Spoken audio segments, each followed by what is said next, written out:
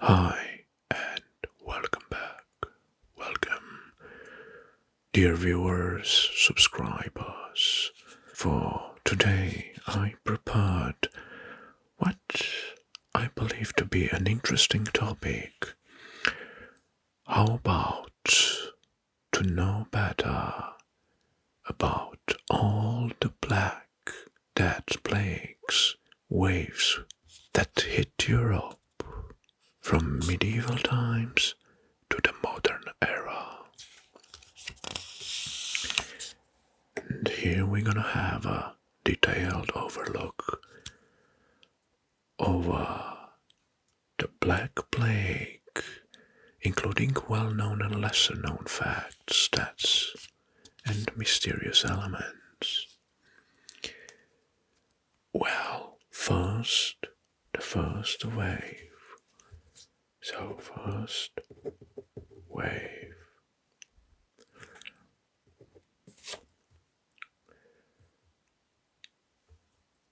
was from 1347 until 1351.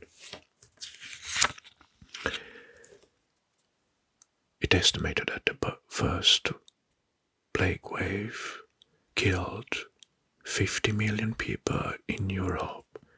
50 million people died. Approximately 60% of population. The global deaths was 200 million back then. It is believed that origin is likely from Central Asian. So origin Central Asia, and was spread via Silk Road.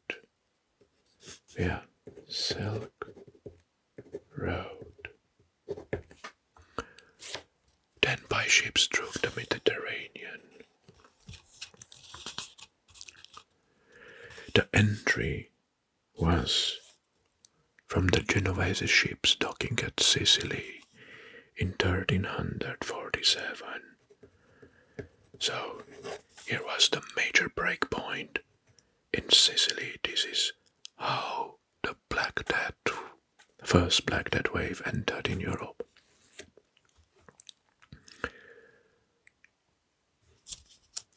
The known fact is that ghost pestis, Yersinia pestis, typically spread via rats and fleas, and hit cities like Florence, London,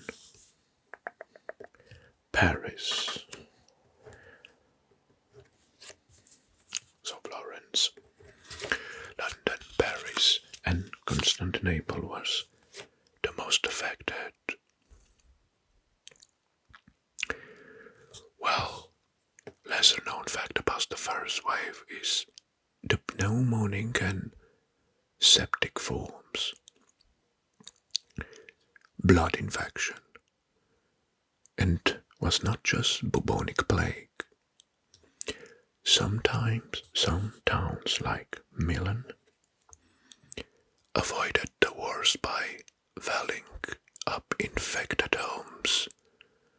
Draconian but effective. The second wave. So this was the first wave. Now the second wave was from 1353 until 1490. So second wave. This was a recorrection, recurred over 10 to 20 years. Each this time had a lesser impact over the population and killed another 10% of the Europe's population. The second wave was not so deadly. Maybe because from the first wave, some persons or people that caught bubonic plague and escaped somehow developed immunity. So second wave, not so deadly, but constant, devastating, and affecting psychological many people around the endemic towns.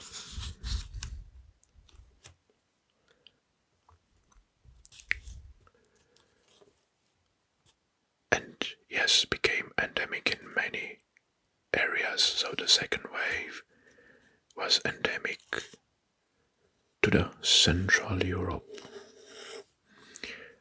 in Bohemia, in today's Germany, and even in North, in today Sweden. There was a major outbreak on the second wave in 1361 to 1362. Children's plague. Children's plague. Well, children's plague affected both urban and rural population, but mostly children. Children. So children were more affected and were more prone to death than adults. The medical cures for children plagues include wearing aromatic herbs and bloodletting.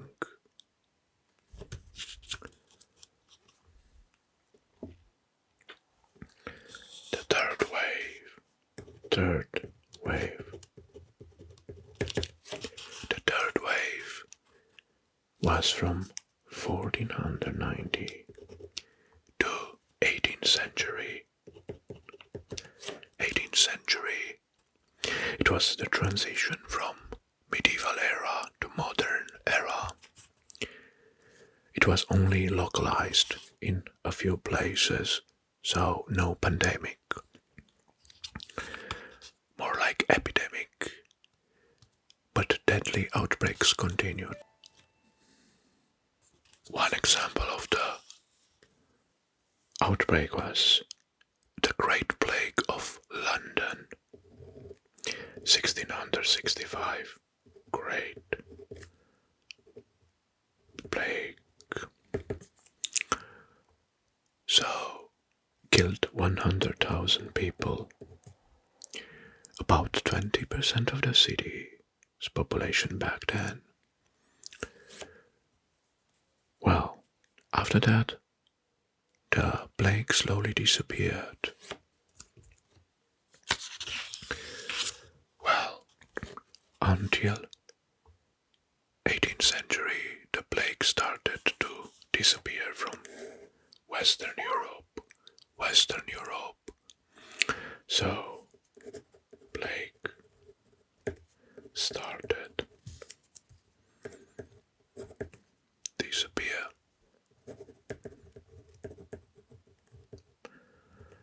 By the 18th century,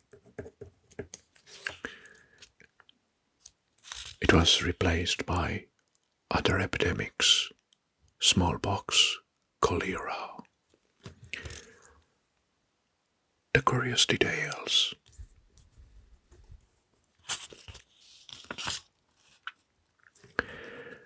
Modern DNA evidence from the victims confirms multiple strain mutation over time of the virus, of the bacteria. And this is one of the reasons why the Black Death Plague or bubonic plague recurred over time. The decline of the plague may have been due hygiene, rat control, or competition from other diseases.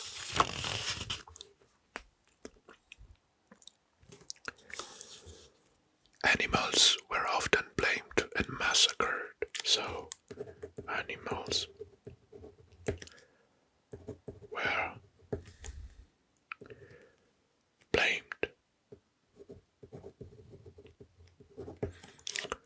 including cats, which ironically allowed rat populations to grow. Some Jewish communities were falsely blamed and massacred in pogroms, especially in France and Germany. Did you know that some plague doctors weren't even doctors, just people hired to do the dangerous work instead?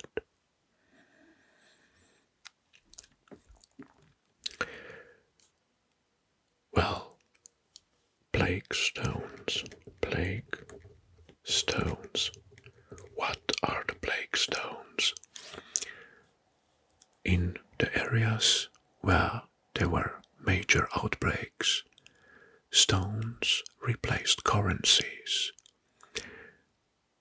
to trade without contact, and the coins were left in vinegar-filled basins instead.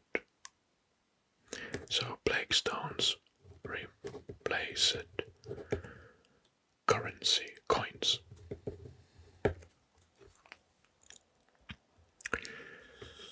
It seems that some of the remedial were the leeches, people who couldn't afford their own medical tools could rent the leeches from local apothecaries to do their own bloodletting at home.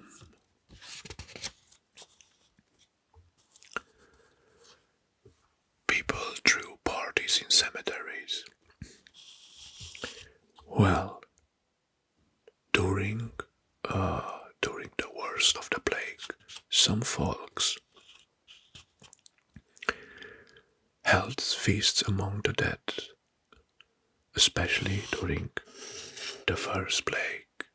There are records of banquets and music in graveyards.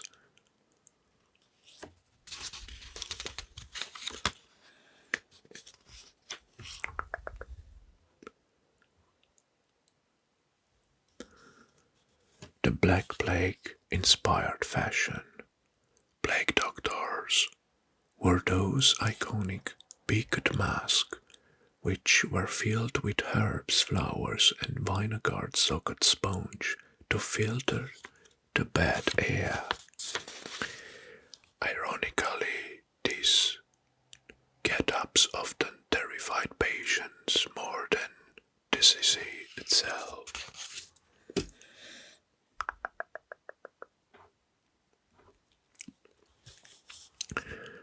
Social distancing with a pole. Social distancing with a pole. While in Venice and other cities, officials used a 6-foot poles. 6-foot poles to enforce distancing rule. One side had a sponge to dose victims with vinegar or water. So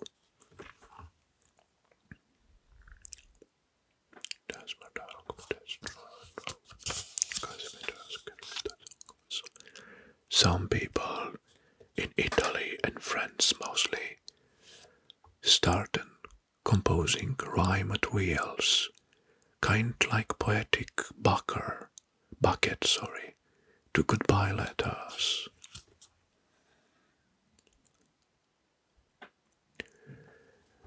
Many people from back then believed that the plague was caused by bad planetary alignments, so astronomical.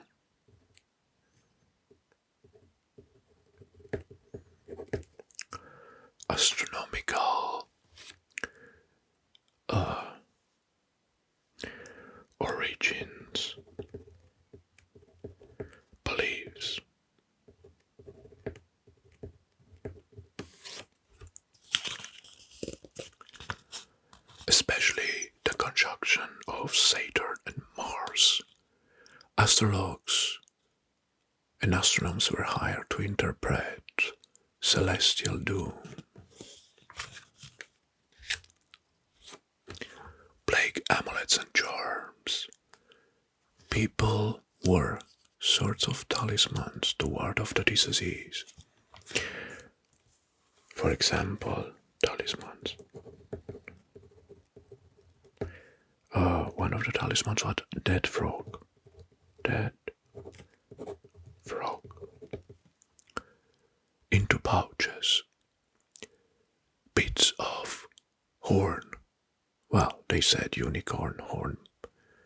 But for example, narwhal tusk. And horn.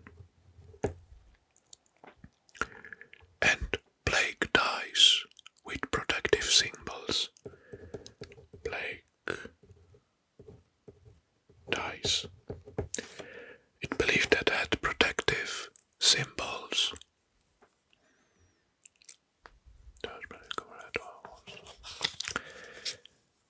In some cities, priests or monks would carve prayer songs or poems into the walls of the plague pits. It was part of the final ritual. Some folks even faked symptoms to get out of the debt, marriage, or military service. Well, they were cheaters even back then, yeah. Others pretend not to be infected and traveled, spreading the disease further and further. Well, and this is how the Black Plague hit Europe for many times, three major waves. Well, the last wave lasted for 100 years almost. Thank you very much for watching. I hope you enjoyed this ASMR session combining history with general knowledge and some little terms of from medicine. Thank you very much, by the way. And now it's time for you to write some messages in the comment section below related to the subject.